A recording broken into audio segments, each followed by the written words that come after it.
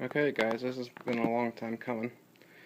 Um, I have recently been spending a lot of late nights and trying to figure out this Arduino data logger. So what we've got going on here, and some of you have seen on my Facebook posts, that is an Arduino Uno with pretty much a shield for prototype expansion to a prototyping board.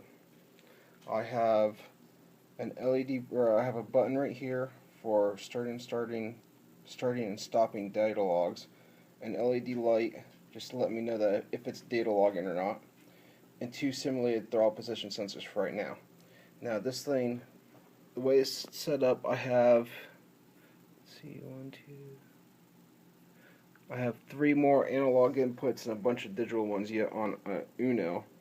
I actually ordered an Arduino Mega, which has gonna have a lot more ins and outs for a bigger data logging setup, but this was just kind of a proof of concept that I could do it.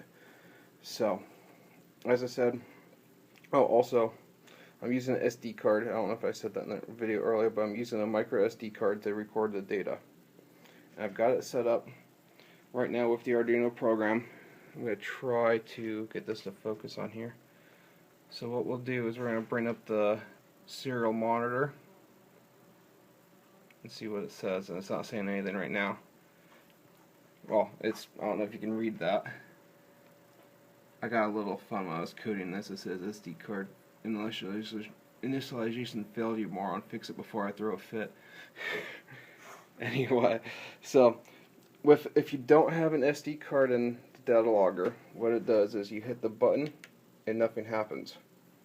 But it does happen right here, and actually I'm going to stop it.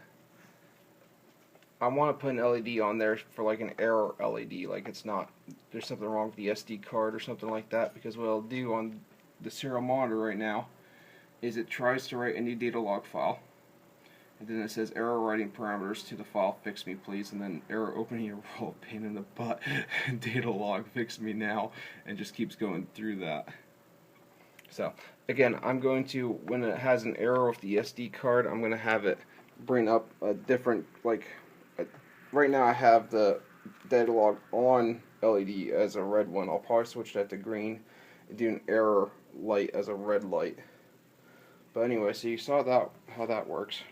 What I'm going to do is I'm going to bring up the SD card to prove to you SD card, and there's nothing on it. This folder's empty. So, alright.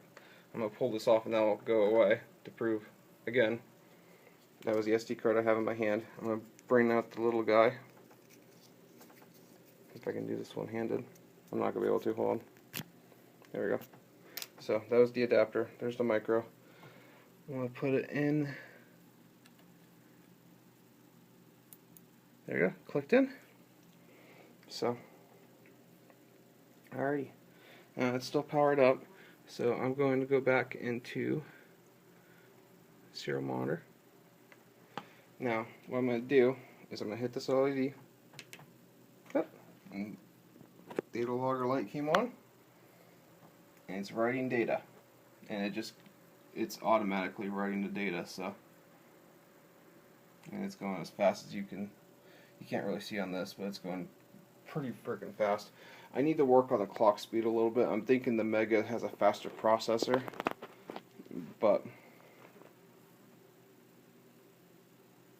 anyway, so what I'm going to do to actually have data on this data log that I'm saving, I'm going to stop the first one, because the first one's pretty much going to have the throttle position sensors at 0. Yeah. So I'll start a second one. So you hit this again, starts a new data log, saves the new data log file name, by the way. And then you just start, I'm going to start messing with the TPS settings a little bit here. Back and forth. Let's set them both to wide open for a bit. Down the track. Okay. Back down we go. Ta-da. Okay. Stop the data log. Done. So what I'm going to do is I will power it off, just to be on the safe side, so I don't cross any wires or anything, if anything were to happen. Take the SD card out. Put it in the adapter. throw it back in my computer. Now this is where it gets fun. So it's going to come up. Maybe. Maybe not. Try this again.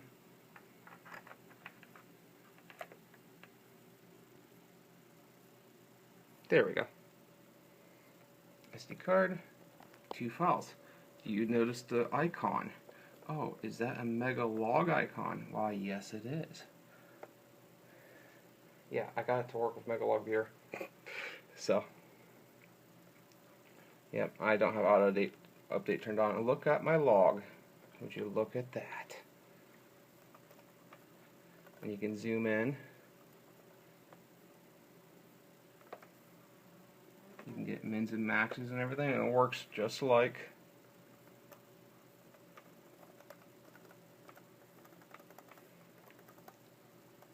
you would see in like Mega Squirt or whatever data logs. With a cheap, I think the whole prototyping kit on eBay was like $30 and a bunch of time in figuring out the code. But it saves data logs via MegalogViewer.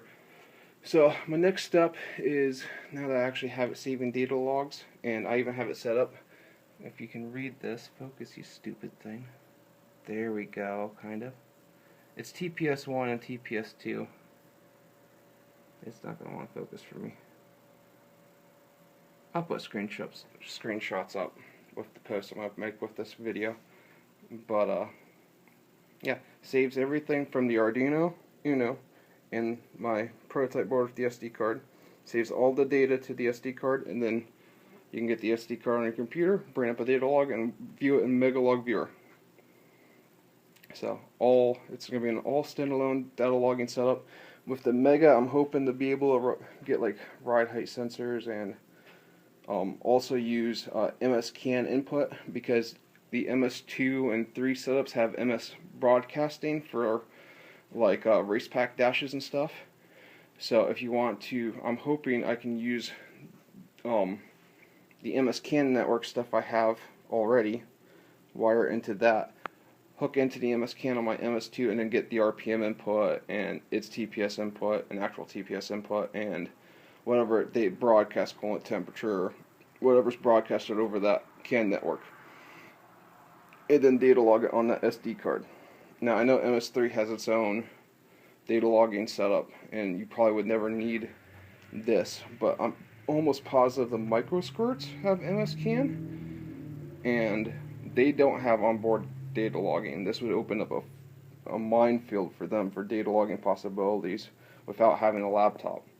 And again, it's also for going to be random odds and ends. I'm going to data log drive pressures, ride height sensors, just pretty much anything I can think of. And then I may make another one now that I've got this kind of figured out, and make my own boost controller with onboard air for my car. I'm not totally sure on that yet, because the Megasquirt does a really good job, but it's an idea. But that is how far I've gotten so far with the data logger. My next step really is, as I said, I want to incorporate the MS CAN network stuff. And I'm going to convert this stuff over to the Mega board so I have more inputs and outputs. Then I'm going to have to get rid of the prototyping stuff and build an enclosure for it and go from there. But that is the update video I have for you right now. And oh yeah, ignore the line in the middle of my screen. It's actually just from the laptop screen itself being screwed up, but in case you were wondering. But that is pretty much my update for this. You will see more to come. I hope you like it.